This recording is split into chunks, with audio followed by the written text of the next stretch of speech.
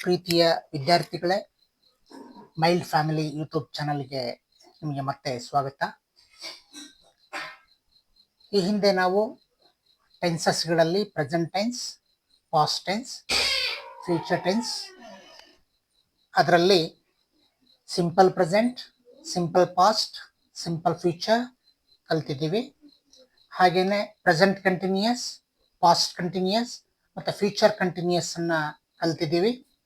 ಇವತ್ತು ನಾವು present perfect tense ಅನ್ನ ಕಲಿತಾ ಇದ್ದೀವಿ. ಇದನ್ನ ಕನ್ನಡದಲ್ಲಿ ಪೂರ್ಣ ವರ್ತಮಾನ ಕಾಲ ಅಂತ ಹೇಳ್ತಾರೆ. ಚಿತ್ರ 1, ಪಿಕ್ಚರ್ 1 ಅಂತ ಇದೆ ನೋಡಿ. ಇಲ್ಲಿ Lakshmi is doing her home work. Lakshmi ತನ್ನ ಹೋಮ್ವರ್ಕ್ ಅನ್ನು ಮಾಡ್ತಾ ಇದ್ದಾಳೆ. Sentence 1, Lakshmi is doing Har homework. The action of doing homework is taking place or continuing at the moment of speaking, and hence the verb is in the present continuous tense.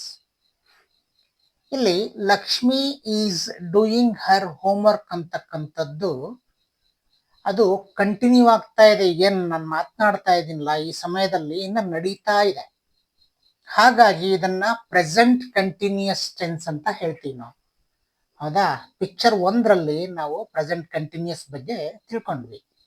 ಈಗ picture 2 ಬರ್ತಾ ಇದೆ ನೋಡಿ. Lakshmi has finished her home work. Lakshmi ಆಗ್ಲೇ homework ಮಾಡ್ತಾ ಇದ್ಲು, ಈಗ ಮಾಡಿಬಿಟ್ಟಿದ್ದಾಳೆ already. Sentence 2 ಅಲ್ಲಿ ಏನು ಹೇಳ್ತಾ ಇದೆ ಅಂದ್ರೆ Lakshmi has done her home work. The action is in a just completed or finished stage at the time of speaking. An action just completed at the present time is in the present perfect tense. ಇಲ್ಲಿ ಲಕ್ಷ್ಮಿ ತನ್ನ homework ಅನ್ನ complete ಮಾಡಿಬಿಟ್ಟಿದ್ದಾಳೆ.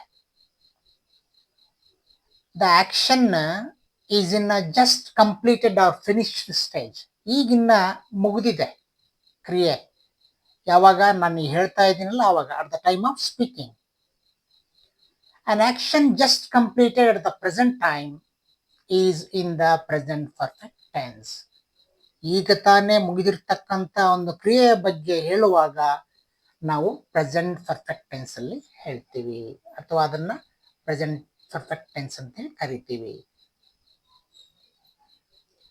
A verb which refers to an action which is complete or finished at the time of speaking, that is present time, is said to be in the present perfect tense.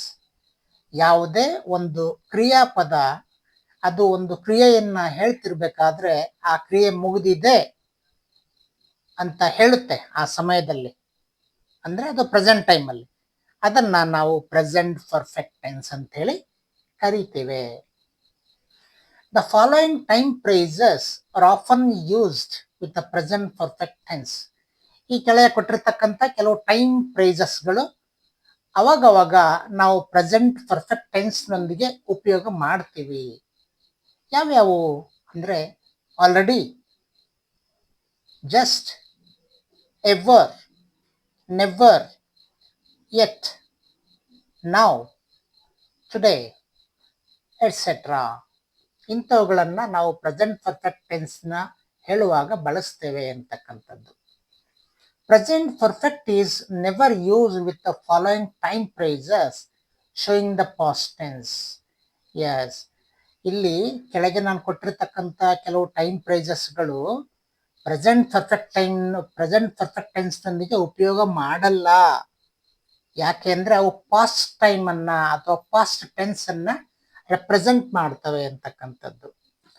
ಅವು ಯಾವ್ಯಾವು ಅಂತಂದ್ರೆ yesterday, last day, last week, an hour ago, in 2015, in 2024, etcetera. ಇಂಥವುಗಳು already ಮುಗಿದು ಹೋಗಿರ್ತಕ್ಕಂಥವುಗಳು. ಇಂಥವುಗಳನ್ನ ನಾವು present perfect tense ನೊಂದಿಗೆ ಉಪಯೋಗ ಮಾಡಲ್ಲ. The helping verb has R have in the present tense shows that the action is in the present time. ನೋಡಿ, present perfect tense ನಾವು use ಮಾಡಬೇಕಾದ್ರೆ ಹ್ಯಾವ್ ಅಥವಾ ಹ್ಯಾಸ್ ಅನ್ನ ಯೂಸ್ ಮಾಡ್ತೀವಿ ಅನ್ನೋದು ಬಹಳ ಇಂಪಾರ್ಟೆಂಟು. ಸಿಂಗ್ಯುಲರ್ ಆಗಿದ್ರೆ ಹ್ಯಾಸ್ ಅನ್ನ, ಪ್ಲೂರಲ್ ಆಗಿದ್ರೆ ಮತ್ತು ಐ ಇತ್ತು ಅಂದ್ರೆ ಅದರ ಜೊತೆಗೆ ಹ್ಯಾವ್ ಅನ್ನ ಯೂಸ್ ಮಾಡ್ತೀವಿ ಅಂತಕ್ಕಂಥದ್ದು. The main verb in the past participle form shows that the action is already complete. ಅವುಗಳ ಜೊತೆಗೆ ಒಂದು ಮೈನ್ ವರ್ಬ್ ಇರುತ್ತದೆ, ಅದು V3 ಅಥವಾ ಪಾಸ್ಟ್ ಪಾರ್ಟಿಸಿಪಲ್ ರೂಪದಲ್ಲಿ ಇರುತ್ತೆ. ಅದರ ಅರ್ಥ ಏನಂದ್ರೆ ಆಲ್ರೆಡಿ ಆಕ್ಷನ್ ಕಂಪ್ಲೀಟ್ ಆಗಿದೆ ಅಥವಾ ಮುಗಿದು ಹೋಗಿದೆ ಅನ್ನೋದನ್ನ ಸೂಚಿಸುತ್ತೆ. Uses of present perfect tense. ಏನು, ಯಾವಾಗ ನಾವು ಬಳಸ್ತೀವಿ ಪ್ರೆಸೆಂಟ್ ಪರ್ಫೆಕ್ಟ್ ಟೆನ್ಸ್ ಅನ್ನ ಅಥವಾ ಅದರ ಉಪಯೋಗ ಏನು ಅನ್ನೋದನ್ನ ನೋಡೋದಾದ್ರೆ, to express an action just completed at the present time.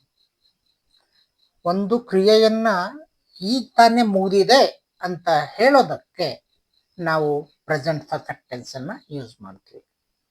Example, he has just finished the work. It has just struck 10 in the clock. ಎರಡನೇದು, to express an action which completed in the past or recent past and whose effect is still going on. ನೋಡಿ, ಎರಡನೇದು ಯಾವ ಕ್ರಿಯೆ ಮುಗಿದಿದೆ ಅಂದ್ರೆ recent past ಆಗಿ ಈಗ ತಾನೆ, ಅದರ ಒಂದು ಎಫೆಕ್ಟ್, ಫಲಶ್ರುತಿ ಈಗಲೂ ನಡೀತಾ ಇದೆ ಅಂತಕ್ಕಂಥದ್ದು, ಅದರ ಪರಿಣಾಮ ಈಗಲೂ ಕೂಡ ಗೋಚರಿಸ್ತಾ ಇದೆ ಅಂತಕ್ಕಂಥದ್ದು. ಅಂತ ಸಮಯದಲ್ಲಿ ನಾವು ಪ್ರೆಸೆಂಟ್ ಪರ್ಫೆಕ್ಟ್ ಅನ್ನ ಯೂಸ್ ಮಾಡ್ತೀವಿ. Example, I have not eaten anything since yesterday. ನಾನು ನಿನ್ನೆಯಿಂದ ಏನೇನನ್ನೂ ತಿಂದಿಲ್ಲ. ಎರಡನೇದು, I have finished my work. ನಾನು ನನ್ನ ವರ್ಕ್ ಅನ್ನ ಮುಗಿಸ್ಬಿಟ್ಟಿದ್ದೇನೆ ಅಂತಕ್ಕಂಥದ್ದು. ಮೂರನೇದು, to express an action completed at an unspecified time in the past. ಈ ಹಿಂದೆ ಮುಗಿದೋಗಿರ್ತಕ್ಕಂಥದ್ದು, ಅಲ್ಲಿ ಟೈಮ್ ಅನ್ನ ಕೊಟ್ಟಿಲ್ಲ, ಆ ಟೈಮ್ ಕೊಡದೇ ಇದ್ದಾಗ, which when the time has not given, ಆವಾಗ ಅಂದ್ರೆ ಅನ್ಸ್ಪೆಸಿಫೈಡ್ ಟೈಮ್ ಅಂತ ಹೇಳ್ತಾರೆ ಅದನ್ನ. ಆವಾಗ ನಾವು ಇದನ್ನ ಪ್ರೆಸೆಂಟ್ ಪರ್ಫೆಕ್ಟ್ ಟೆನ್ಸ್ ಅನ್ನ ಬಳಸ್ತೀವಿ. Example, I have read War and piece.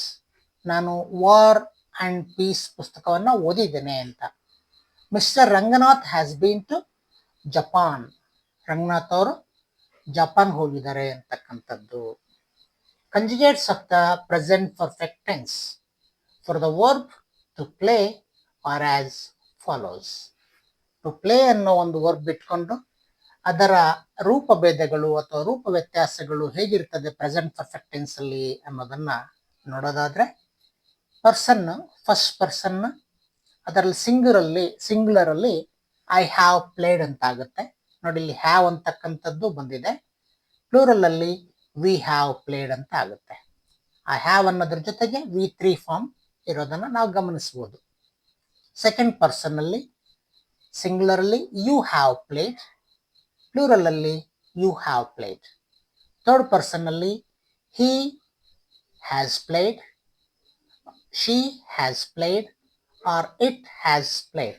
ನೋಡಿ, ಥರ್ಡ್ ಪರ್ಸನ್ ಅಲ್ಲಿ ಸಿಂಗ್ಯುಲರ್ ಅಲ್ಲಿ ಯಾವಾಗಲೂ ಹ್ಯಾವ್ ಬರಲ್ಲ, ಹ್ಯಾಸ್ ಬರುತ್ತೆ ಅನ್ನೋದನ್ನ ನಾವು ನೆನ್ಪಿಟ್ಕೋಬೇಕು.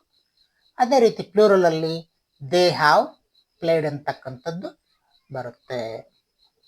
ಅಸರ್ಟಿವ್ ಸೆಂಟೆನ್ಸ್ ನಾವು ಈಗಾಗಲೇ ಎಲ್ಲ ಟೆನ್ಸಸ್ ಟೈಪ್ಗಳಲ್ಲೂ ಕೂಡ ಇವನ್ನ ಬಳಸ್ತಾ ಇದ್ದೀವಿ. ಅಸರ್ಟಿವ್ ಸೆಂಟೆನ್ಸ್ ಯಾವ ರೀತಿ ಇರ್ತವೆ, ಹಾಗೇನೆ ಇಂಟ್ರಾಗೇಟಿವ್ ಸೆಂಟೆನ್ಸ್ ಯಾವ ರೀತಿ ಇರ್ತದೆ, WH ಸೆಂಟೆನ್ಸ್ಗಳು ಯಾವ ರೀತಿ ಇರ್ತವೆ, ಮತ್ತೆ ಯಾವ ರೀತಿ ನಾವು ಏನನ್ನ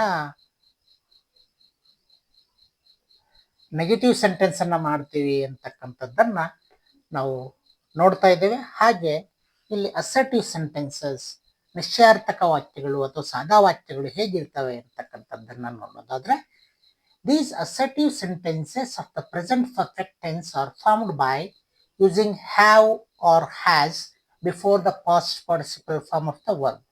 ಈ ಹಿಂದೆ ನಾನು ಹೇಳಿದಾಗೆ ಪಾಸ್ಟ್ ಪಾರ್ಟಿಸಿಪಲ್ ಫಾರ್ಮ್ ಅಥವಾ V3 ಫಾರ್ಮಿನ ಹಿಂದೆ ಹ್ಯಾವ್ ಅಥವಾ ಹ್ಯಾಸ್ ಅನ್ನ ಯೂಸ್ ಮಾಡ್ತೀವಿ. ಯಾವಾಗ ಪ್ರೆಸೆಂಟ್ ಪರ್ಫೆಕ್ಟ್ ಟೆನ್ಸ್ ಅನ್ನ ಯೂಸ್ ಮಾಡಬೇಕಾದ್ರೆ. Example, I have taught English grammar. ನಾನು ಇಂಗ್ಲಿಷ್ ವ್ಯಾಕರಣವನ್ನು ಕಲಿಸಿದ್ದೇನೆ. Or we have taught English grammar. ನಾವು ಇಂಗ್ಲಿಷ್ ವ್ಯಾಕರಣವನ್ನು ಕಲಿಸಿದ್ದೇವೆ. You have taught English grammar. ನೀನು ಇಂಗ್ಲಿಷ್ ವ್ಯಾಕರಣವನ್ನು ಕಲಿಸಿದ್ದೀಯಾ. You have taught English grammar. ನೀವು ಇಂಗ್ಲಿಷ್ ವ್ಯಾಕರಣವನ್ನು ಕಲಿಸಿದ್ದೀರಾ.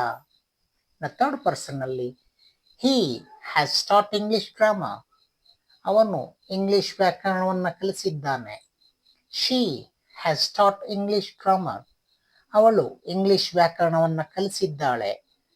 It has taught English grammar. ಅದು ಇಂಗ್ಲಿಷ್ ವ್ಯಾಕರಣವನ್ನು ಕಲಿಸಿದೆ ಅಂತಕ್ಕಂಥದ್ದು.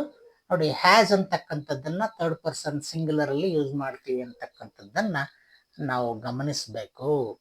ಇನ್ನ ಥರ್ಡ್ ಪರ್ಸನ್ ಪ್ಲೂರಲ್ ಅಲ್ಲಿ they have taught English grammar.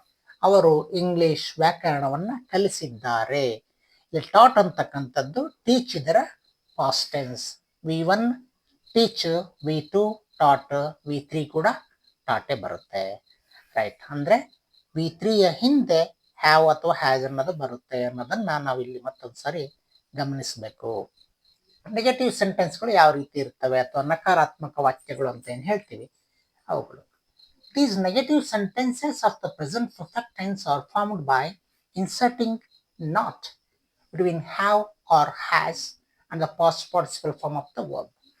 ಇಲ್ಲಿ have ಮತ್ತೆ has ಅವುಗಳ ಮಧ್ಯದಲ್ಲಿ ಮತ್ತು past participle form V3 form ಇದ್ದರೆ ಅವುಗಳ ಮಧ್ಯದಲ್ಲಿ ನಾಟ್ ಸೇರಿಸೋದ್ರ ಮೂಲಕ ನಾವು ನೆಗೆಟಿವ್ ಸೆಂಟೆನ್ಸ್ ಅನ್ನ ಯೂಸ್ ಮಾಡ್ತೀವಿ ಅಥವಾ ಕ್ರಿಯೇಟ್ ಮಾಡ್ತೀವಿ ಅಂತಕ್ಕಂಥದ್ದು. I have not taught English grammar. ನಾನು ಇಂಗ್ಲಿಷ್ ವ್ಯಾಕರಣವನ್ನು ಕಲಿಸಿರುವುದಿಲ್ಲ. ಆಯ್ತಾ. We have not taught English grammar. ನಾವು ಇಂಗ್ಲಿಷ್ ವ್ಯಾಕರಣವನ್ನು ಕಲಿಸಿರುವುದಿಲ್ಲ. ಸೆಕೆಂಡ್ ಪರ್ಸನ್ ಅಲ್ಲಿ you have not taught English grammar. ನೀನು ಇಂಗ್ಲಿಷ್ ವ್ಯಾಕರಣವನ್ನು ಕಲಿಸಿರುವುದಿಲ್ಲ. You have not taught English grammar. Second person plural ಅಲ್ಲಿ ನೀವು ಇಂಗ್ಲಿಷ್ ವ್ಯಾಕರಣವನ್ನು ಕಲಿಸಿರುವುದಿಲ್ಲ. Third person he, she, it has not taught English grammar. ಅವನು, ಅವಳು, ಅದು ಇಂಗ್ಲಿಷ್ ವ್ಯಾಕರಣವನ್ನು ಕಲಿಸಿರುವುದಿಲ್ಲ. They have not taught English grammar. ಅವರು ಇಂಗ್ಲಿಷ್ ವ್ಯಾಕರಣವನ್ನು ಕಲಿಸಿರುವುದಿಲ್ಲ. ಇವೆಲ್ಲವೂ ಕೂಡ ಮೂರು ಪರ್ಸನ್ಗಳಲ್ಲಿ, first person, second person, third ಪರ್ಸನ್ಗಳಲ್ಲಿ ಯಾವ ರೀತಿ ಚೇಂಜ್ ಆಗ್ತವೆ ಅಂತಕ್ಕಂಥದ್ದನ್ನ ನಾವು ನೋಡ್ತಾ ಇದ್ದೀವಿ. ಈಗ ಬರ್ತಕ್ಕಂಥದ್ದು ಇಂಟ್ರಾಗೇಟಿವ್ ಸೆಂಟೆನ್ಸ್. ಪ್ರಶ್ನಾರ್ಥಕ ವಾಕ್ಯಗಳನ್ನ ಹೇಗೆ ಮಾಡೋದು? These interrogative sentences of the present perfect tense are formed by shifting have or has of the assertive forms to the beginning of the sentences. ನಾವು ಮೊದಲು ನೋಡಿದ್ವಲ್ಲ, ಅಸರ್ಟಿವ್ ಫಾರ್ಮ್ಸ್ ಅಥವಾ ನಿಶ್ಚಯಾರ್ಥಕ ವಾಕ್ಯಗಳು ಅಥವಾ ಸಾದಾ ವಾಕ್ಯಗಳು, ಅವುಗಳಲ್ಲಿರ್ತಕ್ಕಂಥ ಹ್ಯಾವ್ ಅಥವಾ ಹ್ಯಾಸ್ ಅನ್ನ ನಾವು ಮೊದಲು ತರೋದ್ರ ಮೂಲಕ, ಪ್ರೆಸೆಂಟ್ ಪರ್ಫೆಕ್ಟ್ ಟೆನ್ಸ್ ಇದೆಯಲ್ಲ ಅದರಲ್ಲಿ ಮೊದಲು ತರೋದ್ರ ಮೂಲಕ ನಾವು ಇಂಟ್ರಾಗೇಟಿವ್ ಅನ್ನ ಮಾಡ್ಬೋದು ಅಂತಕ್ಕಂಥದ್ದು. ಉದಾಹರಣೆಗೆ ಒಂದನೇದು, have I taught English grammar or have we taught English grammar. ನಾನು ಇಂಗ್ಲಿಷ್ ವ್ಯಾಕರಣವನ್ನ ಕಲಿಸಿದ್ದೇನೆಯೇ? ನಾವು ಇಂಗ್ಲಿಷ್ ವ್ಯಾಕರಣವನ್ನ ಕಲಿಸಿದ್ದೇವೆಯೇ? Have you taught English grammar. ನೀನು ಇಂಗ್ಲಿಷ್ ವ್ಯಾಕರಣವನ್ನ ಕಲಿಸಿದ್ದೀಯಾ? ನೀವು ಇಂಗ್ಲಿಷ್ ವ್ಯಾಕರಣವನ್ನ ಕಲಿಸಿದ್ದೀರಾ? Has he or has she or has it taught English grammar. ಅವನು, ಅವಳು ಅಥವಾ ಅದು ಇಂಗ್ಲಿಷ್ ವ್ಯಾಕರಣವನ್ನ ಕಲಿಸಿದ್ದಾನೆಯೇ, ಕಲಿಸಿದ್ದಾಳೆಯೇ, ಕಲಿಸಿದೆಯೇ ಅಂತಕ್ಕಂಥದ್ದು. Have they taught English grammar. ಅವರು ಇಂಗ್ಲಿಷ್ ವ್ಯಾಕರಣವನ್ನ ಕಲಿಸಿದ್ದಾರೆಯೇ ಅಂತಕ್ಕಂಥದ್ದನ್ನ ಮಾಡೋದ್ರ ಮೂಲಕ ನಾವು ಇಂಟ್ರಾಗೇಟಿವ್ ಸೆಂಟೆನ್ಸ್ ಅನ್ನ ಮಾಡ್ಬೋದು. ಅಂದಾಗ ಹ್ಯಾವ್ ಅಥವಾ ಹ್ಯಾಸ್ ಅನ್ನ ನಾವು ಅಟ್ ದ ಬಿಗಿನಿಂಗ್ ತರ್ತೀವಿ ಇಂಟ್ರಾಗೇಟಿವ್ ಸೆಂಟೆನ್ಸ್ ಅನ್ನ ಮಾಡಬೇಕು ಅಂತ ಅಂದ್ರೆ. ಎಸ್, WH ಕ್ವಶನ್ಸಿಗೆ ಬರೋಣ. WH ಕ್ವಶನ್ಸ್ ಅಂದ್ರೆ WH ಪ್ರಶ್ನೆಗಳು. These WH questions of the present perfect tense are formed by using the WH words to the beginning of the sentence. ಇಲ್ಲೂ ಕೂಡ ಅಲ್ಲಿ ಹ್ಯಾವ್ ಹ್ಯಾಸ್ ಅನ್ನ ಮೊದಲಿಗೆ ಸೇರಿಸೋದ್ರ ಮೂಲಕ ಇಂಟ್ರಾಗೇಟಿವ್ ಸೆಂಟೆನ್ಸ್ ಮಾಡಿದ್ವಿ.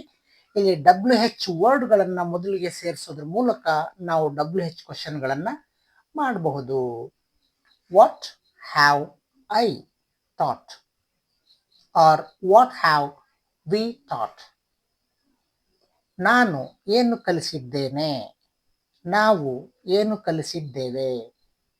What have you thought.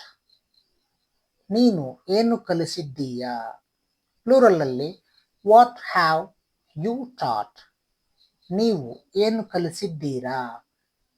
What has he or she it thought. ಇಲ್ಲಿ ಅವನು ಏನು ಕಲಿಸಿದ್ದಾನೆ, ಅವಳು ಏನು ಕಲಿಸಿದ್ದಾಳೆ, ಅದು ಏನು ಕಲಿಸಿದೆ ಅಂತಕ್ಕಂಥದ್ದು. What have they thought. ಅವರು ಏನು ಕಲಿಸಿದ್ದಾರೆ ಅಂತಕ್ಕಂಥದ್ದು ಥರ್ಡ್ ಪರ್ಸನ್ ಪ್ಲೂರಲ್ ಅಲ್ಲಿ.